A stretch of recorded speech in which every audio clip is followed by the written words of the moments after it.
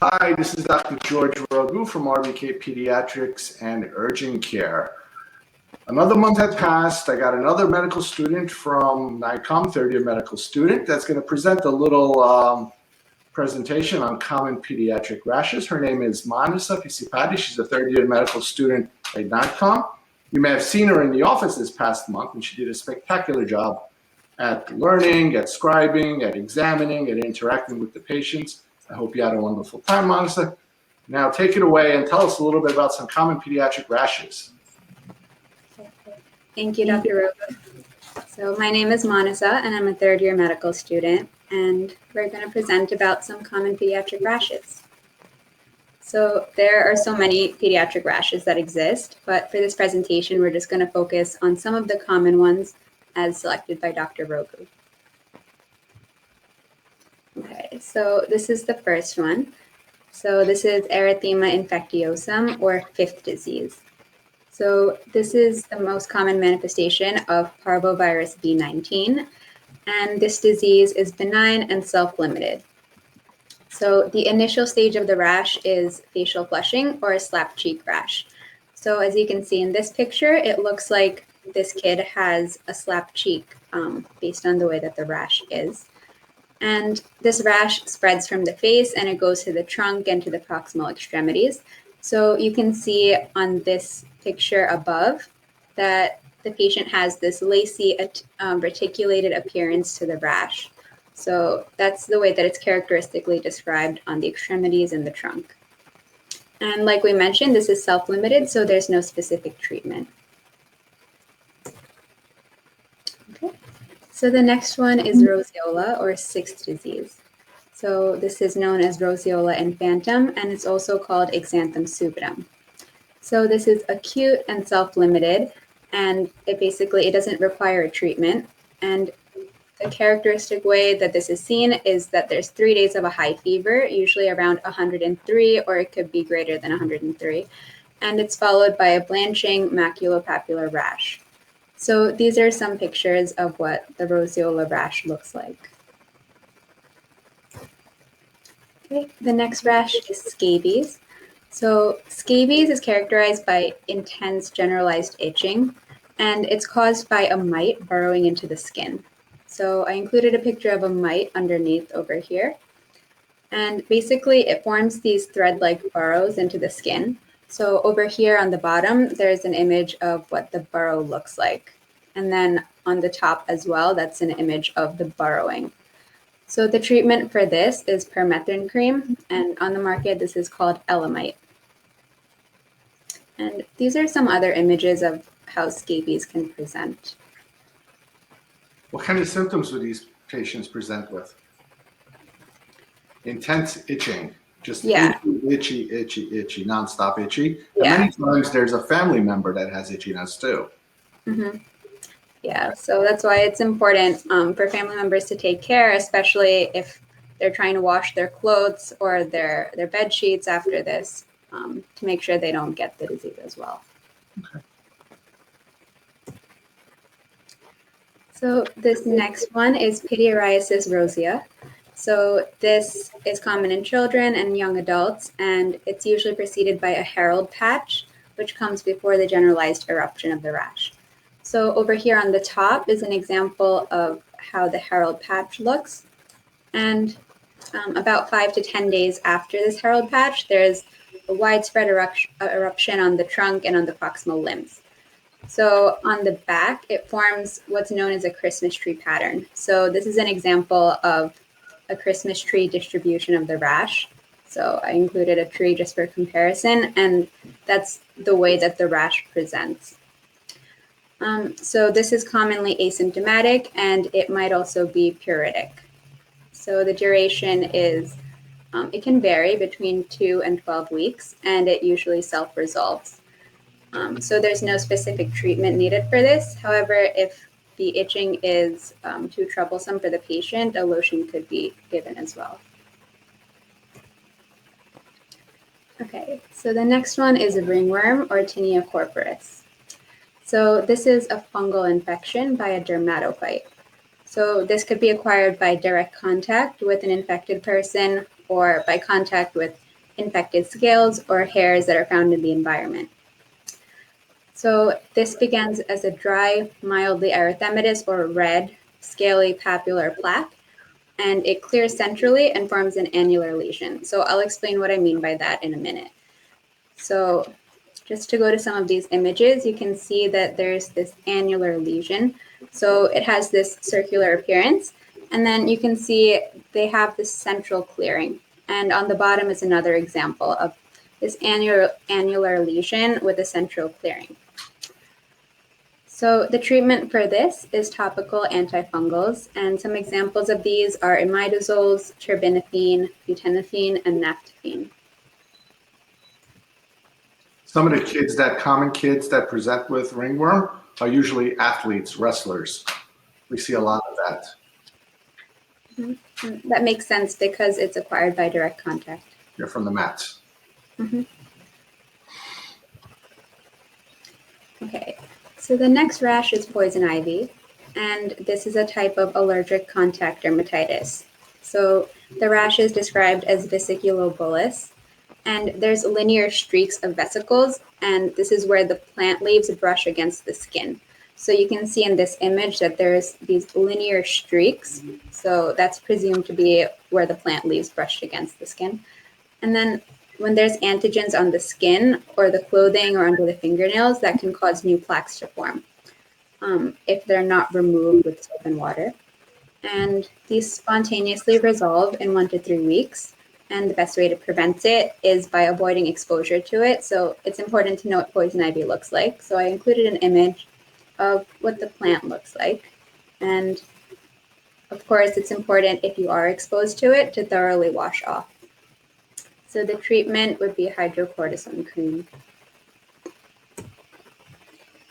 Okay. So the next one is impetigo. So impetigo comes in 2 clinical forms, non-bullous and bullous. So the non-bullous form is the more common one, and it's caused by Staph aureus, and it can also be caused by group A strep. So it first appears as a papulovesicular lesion, and then it gets surrounded by a local area of redness. So the vesicles become purulent and covered with this thick amber-colored crust. So you can see in this image, it's showing this honey-crusted lesion of impetigo, and these are common on the face and then also on the extremities.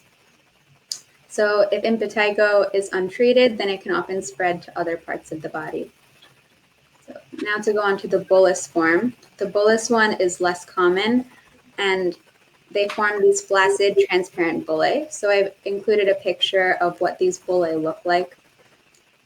So these are really easily prone to rupture. So when they rupture, it leaves this scaling around it. So this image actually shows some of the ruptured bullae. And this can be caused by Staph aureus as well. So the treatment for both of these is mupirocin cream and retapumilin, and you can also use oral antibiotics in some cases. Okay. So the next rash is scarlet fever, and this is caused by strep, so group A strep.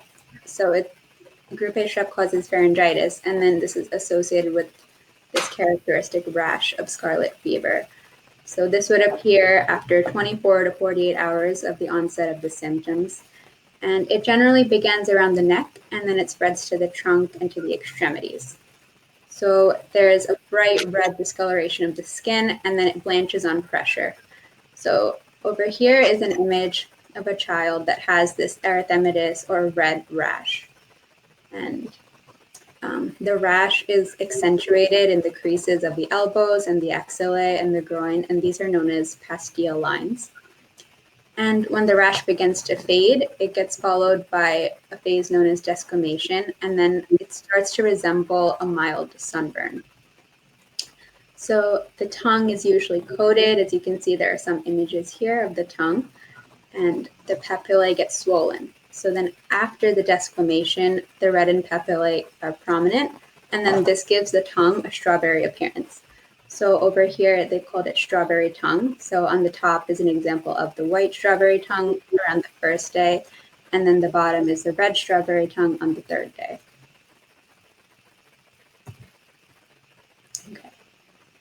So this next one is intertrigo. So this is a superficial inflammatory dermatitis. So this basically occurs when there's two closely opposed skin surfaces, and infants are at higher risk because they have a shorter neck and it's in a flexed posture and they drool. So initially there's a mild erythema or redness, and then it becomes a more intense inflammation.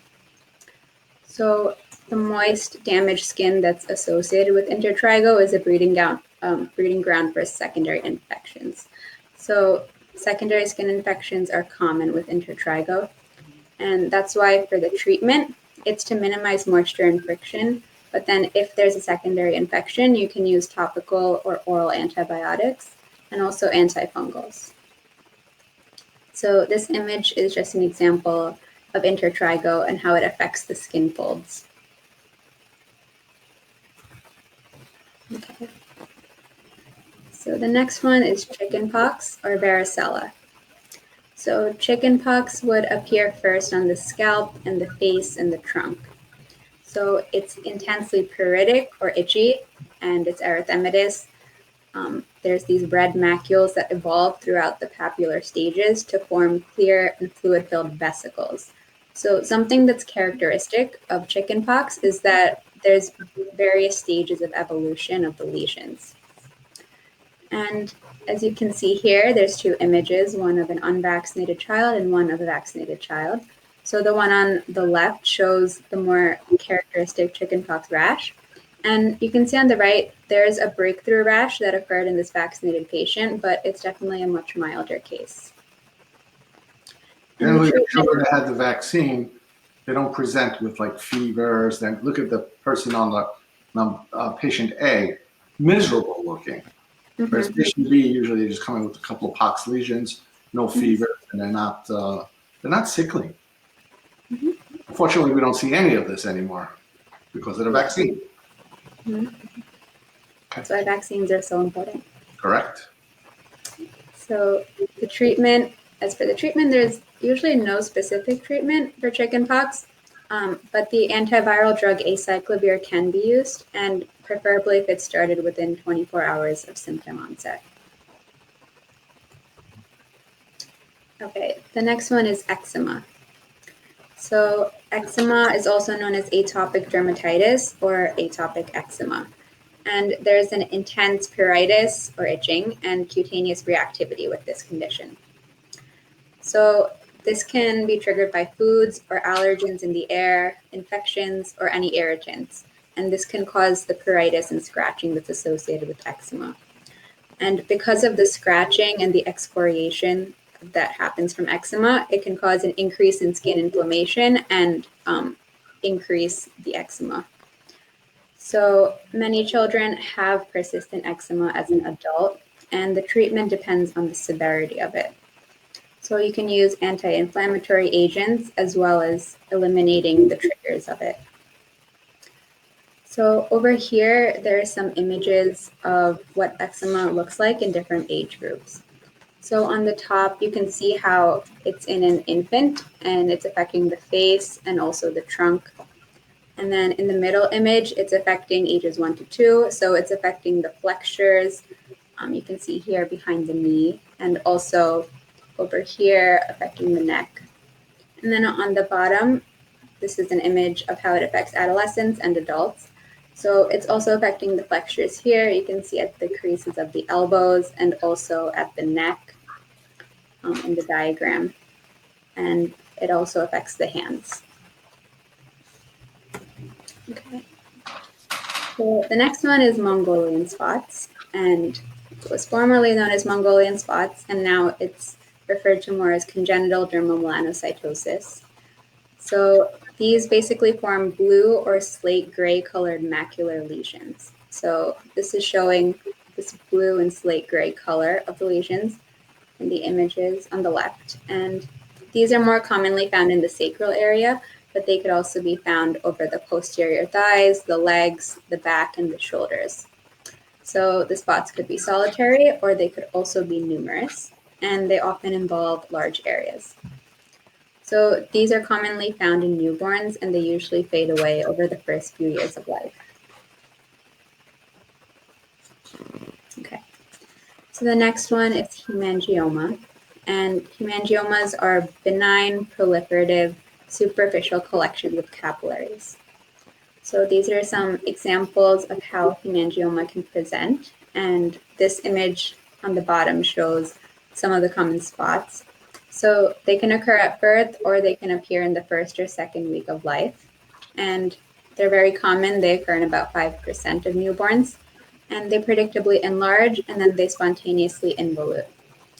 So the treatment for this, they don't usually need a treatment. They resolve spontaneously. But if there is a severe case, then they can consider doing surgery or laser treatments. Oh, thank you for a wonderful presentation.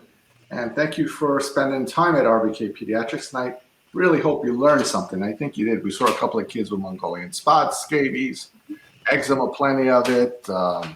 We didn't see scarlet fever, and the reason is because everybody gets treated. And now because of the mask, nobody's sick anymore. So there's not much strep. But thank you very much. Yeah, thank you, Dr. Rogu, for the opportunity to present. Okay. Thanks. And these are the references. Okay, thank you.